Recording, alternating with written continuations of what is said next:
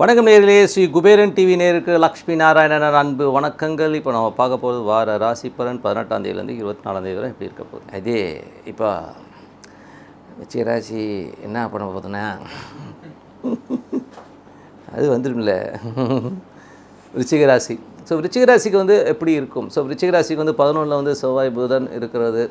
அதுவும் வந்து உங்களுக்கு வந்து 8ஆம் அதிபதி. ஸோ 8ஆம் அதிபதி வந்து 11ல் இருக்குன்னா திடீர் யோகங்கள், விபரீத ராஜயோகம்னு சொல்லுவோம். ஸோ அதெல்லாம் நடப்பதற்கான வாய்ப்புகளுக்கு எவனுக்கிட்டே பணம் மாட்டிகிட்ருக்கு, வரலன்னா இந்த டைமில் கேட்டிங்கன்னா வருவதற்கான வாய்ப்புகள் ரொம்ப சிறப்பாக இருக்குது. ஸோ அதுக்கான முயற்சிகள் ஏற்படுத்துங்க. நல்ல ஒரு வருமானங்களோ நல்ல ஏற்றங்கள் வருவதற்கான வாய்ப்புகளும் ரொம்ப சிறப்பாக இருக்குது. நல்லா யூட்டிலைஸ் பண்ணிக்கோங்க. 2ஆம் அதிபதியான குரு வந்து 3ல் இருப்பது, 2ஆம் அதிபதி 3லையோ இல்லை 3ஆம் அதிபதி 2லையோ இருந்ததுனாலே கலகங்கள் ஏற்படுறதுக்கான வாய்ப்பு இருக்கனால கொஞ்சம் ஜாக்கிரதையாக இருக்கணும். நம்ம மொபைல் ஃபோன் எவனா ரெக்கார்ட் பண்ணலாம், ஸோ கேமரா வைக்கலாம், அந்த மாதிரி விஷயங்கள்லாம் இருக்குது. ஸோ இப்போ எங்கே பார்த்தாலும் கேமரா இருக்குது, கொஞ்சம் உஷாராக இருந்துக்குது, ரொம்ப நல்லது. போட்டு கொடுத்துருவாங்க, வேறு ஒன்றும் இல்லை. ஸோ 4ஆம் அதிபதி 3ல் இருக்கும்போது சொத்துக்கள் விற்பனை. ஸோ சொத்துக்கள் விற்பனையில் நல்ல வருமானங்கள், நல்ல பணம் வருவதற்கான வாய்ப்பு ரொம்ப சிறப்பாக இருக்குது. வாகனம் விற்பனையிலலாம் வந்து நல்ல லாபங்கள் கிடைப்பதற்கான வாய்ப்பு ரொம்ப சிறப்பாக இருக்குது. 5ஆம் அதிபதி குரு வந்து உங்களுக்கு வந்து 3ல் இருக்கிறதுனால குழந்தைகள் நல்ல ஏற்றமான ஒரு சூழ்நிலையில் இருப்பாங்க. குழந்தைகளுடைய எதிர்காலங்கள் ரொம்ப சிறப்பாக இருக்கும். அவங்களுக்கு நல்ல வாய்ப்புகள், நல்ல ஒரு வருமானங்கள்லாம் வருவதற்கான வாய்ப்பு ரொம்ப சிறப்பாக இருக்குது.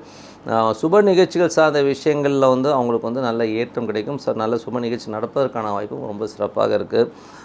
மற்றபடி வந்து 6ஆம் அதிபதி. ஸோ 6ஆம் அதிபதி 11ல் இருக்குன்னா வேலையில் இருக்கிறவங்களுக்கு நல்ல வருமானங்களும் இருக்கும். இதுவரை இருந்ததை விட ஒரு பெருத்த வருமானங்கள், இன்சென்டிவ்ஸ், இந்த மாதிரி விஷயங்கள்லாம் ஒரு லாபங்கள் கிடைப்பதற்கான வாய்ப்பும் ரொம்ப சிறப்பாக இருக்குது. 7ஆம் அதிபதி ராகு வந்து பார்த்திங்கன்னா உங்களுக்கு வந்து 10ஆம் இடத்தை சார்ந்திருக்கிறதுனால நிறைய பார்ட்னர்ஷிப் சம்மந்தமான விஷயங்கள் எல்லாம் வந்து நல்ல ஏற்றங்கள் இருக்கும். பட் இருந்தாலும் வந்து என்னென்னா அது சூரியனுடைய சாரத்தில் போய் சூரியன் வந்து உங்களுக்கு 12ல் வந்து நீச்சமாக போகிறனால கொஞ்சம் கவனமாக இருக்கணும். ஏன்னா வந்து ஏதாச்சும் நம்ம பெருசாக எதிர்பார்த்து தொழிலில் மாற்றம் பண்ணுறோம், இதை பண்ணுறோம்னு சொல்லும்போது அதனால் ஏதாவது தகுதி குறைவு ஏற்படுமா, நம்ம ஏதாச்சும் வந்து ஷார்ட் ரூட்டை போய் பெருசாக பணம் சம்பாதிக்கணும்னு நினச்சி அதனால் ஏதாச்சும் தகுதி குறைவு ஏற்படுவதற்கான வாய்ப்புகள்லாம் கொஞ்சம் கவனமாக இருந்துக்கிறது ரொம்ப நல்லது. ஸோ பார்ட்னர் சம்மந்தமான விஷயங்கள் ரொம்ப கவனம் தேவை. அதுக்கப்புறம் சேர்ந்ததுக்கப்புறம் ஐயோ அம்மான்னு அடிச்சுக்கூடாது. ஸோ கொஞ்சம் யோசித்து முடிவு பண்ணுறது நல்லது. கணவன் மனைவிக்கு நடுவிலும் தேவையில்லாத ஒரு சின்ன சச்சரவுகள், சஞ்சலங்கள்லாம் அப்பப்போ வந்து போவோம். ஸோ அதெல்லாம் கொஞ்சம் கரெக்ட் பண்ணிக்கோங்க. 8ஆம் அதிபதி உங்களுக்கு 11ல் இருக்குன்னா திடீர் விபரீத ராஜயோகம்ன்றதுனால நிறைய வராதுன்ற இருக்கிற காசு ரொம்ப நாளாக கொடுக்காதவனால கொஞ்சம் இப்போ ஒழுக்கி கேட்டிங்கன்னா காசு கொடுத்துருவாங்க. ஸோ அந்த மாதிரி விஷயங்கள் எல்லோரும் லாட்டரி டிக்கெட் வாங்கலாம், பார்த்து நிறைய வாங்கிடுவாங்க. சில பேர் லாட்டரி டிக்கெட் வாங்கினா ஒரு மாதம் சம்பளத்தை அப்படியே லாட்டரி டிக்கெட்டாக வாங்கிடுவாங்க. ஸோ அந்த மாதிரிலாம் இல்லை, சும்மா ஏதோ 1-2 வாங்கிக்கோங்க. ஸோ தமிழ்நாட்டில் கிடையாது, வெளியில் இருந்தால் கண்டிப்பாக வாங்கிக்கோங்க. நல்ல லாபங்கள் கிடைப்பதற்கான ரொம்ப சிறப்பாக இருக்குது. 9ஆம் அதிபதி சந்திரன். ஸோ 9ஆம் அதிபதி வந்து உங்களுக்கு வந்து சந்திரனாக இருந்து, ஸோ சந்திரன் வந்து உழண்டுகிட்டே இருக்கிற ஒரு கிரகம். அதுவும் சனி குருவின் பார்வை 9ஆம் அதிபதிக்கு இருக்கிறதுனால அப்பா சம்மந்தமான விஷயங்கள் நல்ல ஏற்றங்கள் இருக்கும். நல்ல வருமானங்கள் வருவதற்கான வாய்ப்பும் ரொம்ப சிறப்பாக இருக்கும். ஸோ நல்ல முயற்சிகள், பெரிய முயற்சிகள் வந்து நல்ல லாபங்கள் கிடைப்பதற்கான வாய்ப்பும் ரொம்ப சிறப்பாக இருக்குது. ஸோ அதனால நல்ல லாபங்கள் கண்டிப்பாக இருக்குங்க. ஸோ அது 3-9 போது வெளிநாட்டில் இருக்கிறவங்களுக்கு புதிய ஒப்பந்தங்களாக நல்ல நன்மைகள் கிடைக்கும். படிக்கிறவங்களுக்கு வந்து ஒரு பெரிய ஒரு லெவலில் வந்து ஒரு சீட்டு கிடைக்கணும் அப்படின்னு எதிர்பார்த்துருக்கவங்க வந்து சீட்டு கிடைப்பதற்கான ரொம்ப சிறப்பாக. தொழில் சார்ந்த விஷயங்கள் ரொம்ப கவனமாக இருக்கணும். அரசாங்கம் சார்ந்த விஷயம், இந்த டாக்ஸேஷன், இந்த மாதிரி விஷயங்களும் கவனமாக இருந்துக்கிறது ரொம்ப நல்லது. ஏன்னா வந்து அங்கே சூரியன் நீச்சமாக இருக்கிறனால தொழிலில் சின்ன அவமானங்கள் ஏற்படுவதற்கான வாய்ப்பு இருக்கிறனால கொஞ்சம் கவனமாக இருந்துக்கிறது ரொம்ப நல்லது. லாபங்கள், பெருத்த லாபங்கள் கிடைப்பதற்கான வாய்ப்பு இருக்குது. நிறைய லாபங்கள் வரும்போது நமக்கு இந்த மாதிரி குறுக்கு புத்திலாம் வரும். ஸோ குறுக்கு புத்தியை வந்து யூட்டிலைஸ் பண்ணாமல் இருங்க.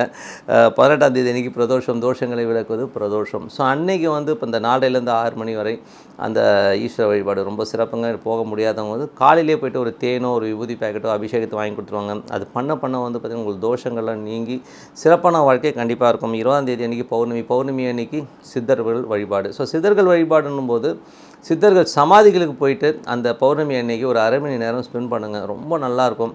ஸோ உங்கள் ஜாதகத்தில் குருக்கு ஏதோ காம்பினேஷனோ இல்லை நான் ரொம்ப கடனில் இருக்கேன், எனக்கு என்ன பண்ணுறதுனே தெரியல அப்படின்னு சொல்லி வருத்தப்படுறவங்களுக்கும் கண்டிப்பாக வந்து நல்ல வழி கிடைக்கும். சார் நான் நெக்ஸ்ட் வந்து என்ன பண்ணுறதுன்னு புரியாதவங்க கூட அந்த சித்தர் சமாதிக்கு பௌர்ணமி போயிட்டு வாங்க.